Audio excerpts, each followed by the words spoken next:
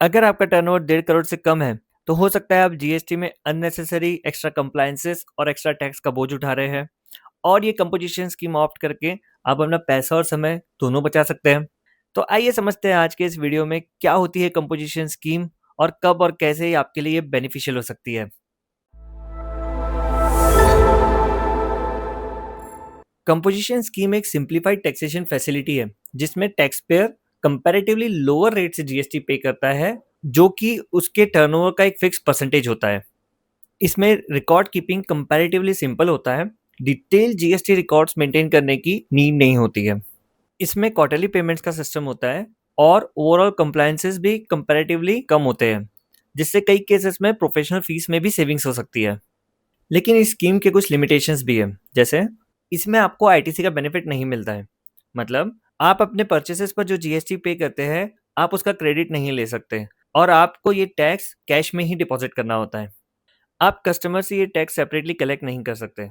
मतलब आपको ये टैक्स अपनी मार्जिन से पे करना होता है और इसी वजह से एक composition dealer tax invoice issue नहीं कर सकता, बल्कि बिल ऑफ सप्लाई इशू करता है, जिसमें सिर्फ गुड्स और सर्विसेज की वैल्यू मेंशन होती है और जीएसटी सेपरेटली शो नहीं किया जाता। इस स्कीम में इंटरस्टेट सप्लाई भी अलाउड नहीं होती। मतलब आप अपने स्टेट में ही सेल कर सकते हो। तो चलिए समझते हैं कौन इस कंपोजिशन स्कीम के लिए एलिजिबल है और इसका बेनिफिट ले सकता है।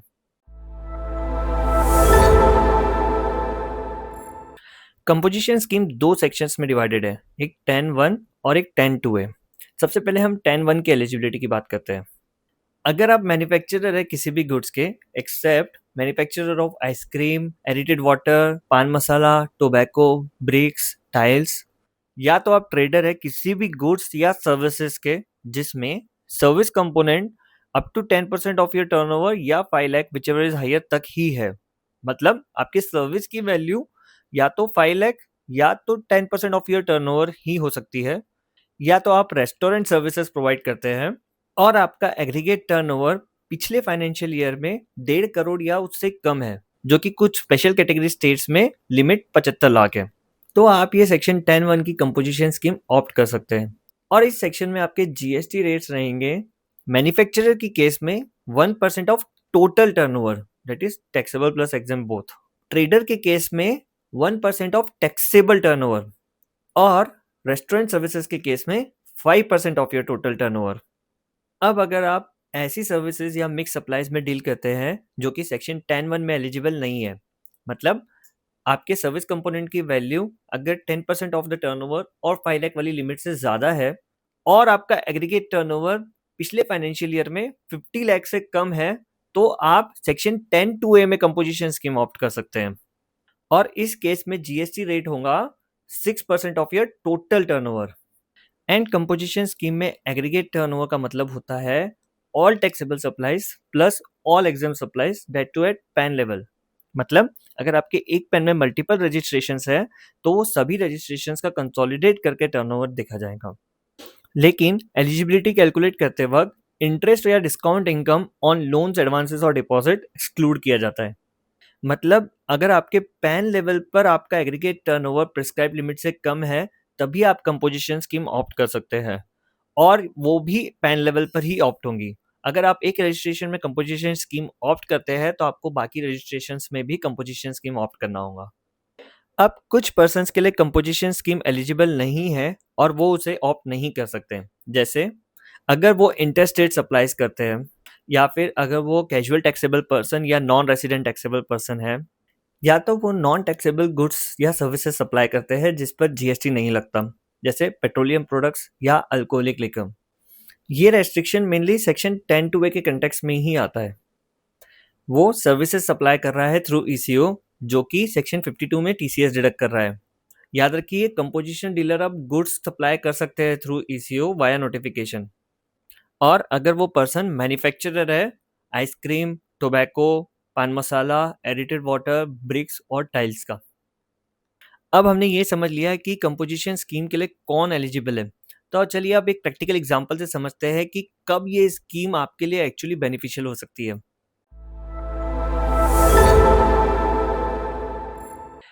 मान लीजिए एक ट्रेडर है जिसकी रिटेल शॉप है जो मेनली अनरजिस्टर्ड पर्सन को या एंड कंज्यूमर्स को ही गुड्स बेचता है, मतलब B2C सेल ही करता है, जहां पर कंज्यूमर्स को बिल पर जीएसटी से कोई मतलब नहीं होता, बस फाइनल प्राइस से मतलब होता है। उसने 1 लाख का माल खरीदा और 1,20,000 में बेच दिया, मतलब बिजनेस मार्जिन हुआ यहाँ पर 20,000 रुपए।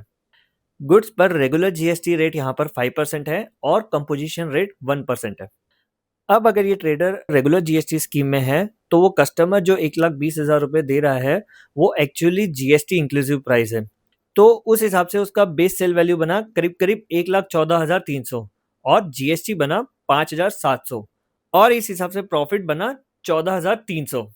अब अगर ये ट्रेडर कंपोजिशन स्कीम में है तो वो बिल पर जीएसटी सेपरेटली चार्ज नहीं करेगा, लेकिन कस्टमर से 1,20,000 ही चार्ज करेगा, क्योंकि B2C सेल्स में जनरली प्राइसेस बहुत कॉम्पिटिटिव होते हैं और लगभग सिमिलर ही चलते हैं। अब उसका सेल प्राइस बन गया 1,20,000 और उसका कंपोजिशन टैक्स 1% की रेट से बना 1,200 और उस हिसाब से प्रॉफिट बना 18,800। हम फिलहाल एज्यूम कर रहे हैं कि परचेसेस भी यहाँ अनरजिस्टर्ड है। इस एग्जाम्पल में कंपोजिशन स्कीम लेने से ट्रेडर का प्रॉफिट 14,300 से बढ़कर 18,800 हो गया और प्रोफेशनल फीस की जो सेविंग्स हुई वो अलग। बट अगर इसी एग्जाम्पल में वो परचेसेस अगर रजिस्टर होती तो उस 1 लाख की परचेस पर 5,000 का जीएसटी भी लगता, जो कि वो कंपोजिशन डीलर के लिए कॉस्ट बन जाता और उसका प्रॉफिट 18,800 से घटकर 13,800 ही रह जाता और ऐसे में रेगुलर स्कीम फायदेमंद हो जाती। इसका मतलब अगर आप B2C सेल्स करते हैं जहां प्राइसेस कॉम्पिटिटिव होती है और परचेसेस पर आईटीसी का बेनिफिट नहीं मिलता, तो उस केस में कंपोजिशन स्कीम बेनिफिशियल हो सकती है। लेकिन अगर आपका परचेसेस रजिस्टर्ड सप्लायर से हो जहां आपको आईटीसी का बेनिफिट मिल रहा है, तो हो सकता है रेगुलर जीएसटी स्कीम से आपको ज़्यादा बेनिफिट हो। इसीलिए कंपोजिशन स्कीम ऑप्ट करने से पहले आप इन बातों का ध्यान रखें और एक रफ कंपैरिजन जरूर करें। चलिए अब समझते हैं कि इस कंपोजिशन स्कीम को ऑप्ट कैसे किया जाता है और जरूरत पड़ने पर इससे बाहर कैसे निकला जाता है।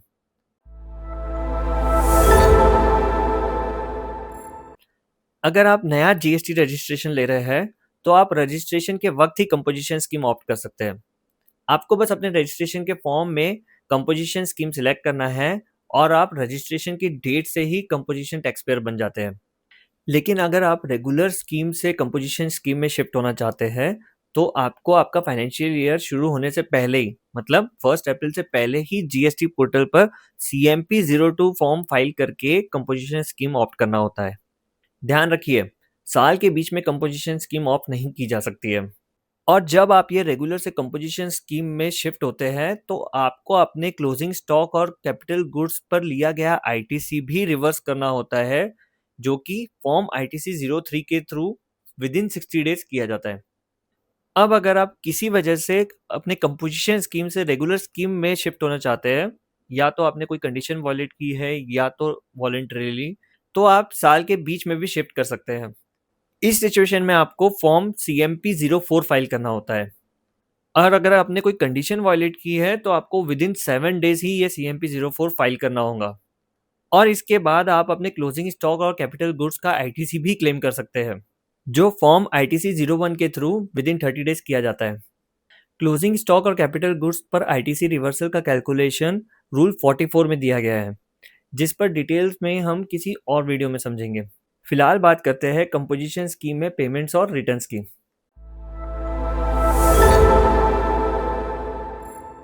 कंपोजिशन स्कीम में टैक्स पेयर्स को क्वार्टरली टैक्स पे करना होता है, जो कि फॉर्म CMP08 के थ्रू किया जाता है, जिसकी due date 18th of the next month है। इसके अलावा कंपोजिशन डीलर को साल में एक ही रिटर्न फाइल करना होता है, GSTR 4, जिसकी ड्यू डेट होती है फाइनेंशियल ईयर एंड होने के बाद का 30th जून। और एक एनुअल रिटर्न भी होता है GSTR 9A, जो कि फिलहाल एक नोटिफिकेशन के थ्रू एग्जेम्प्ट है, इसलिए इसे फाइल करना मैंडेटरी नहीं है। याद रखिए, कंपोजिशन स्कीम का ऑब्जेक्टिव स्मॉल बिजनेसेस और टैक्स पेयर्स के लिए जीएसटी कंप्लायंसेस को सिंपल बनाना है। और हाँ, फाइनेंशियल ईयर 26-27 के लिए कंपोजिशन स्कीम ऑप्ट करने की लास्ट डेट 31 मार्च है। अगर आप एलिजिबल है तो डिसीजन लेने से पहले अपना मार्जिन और परचेस पैटर्न जरूर चेक करें। उम्मीद करता हूँ आपको ये वीडियो पसंद आई और इन्फॉर्मेटिव लगी। कमेंट सेक्शन में अपना फीडबैक जरूर दें और ऐसे ही इन्फॉर्मेटिव और इंसाइटफुल वीडियोस के लिए प्लीज़ फॉलो GST मंथन एंड स्टे ट्यून्ड।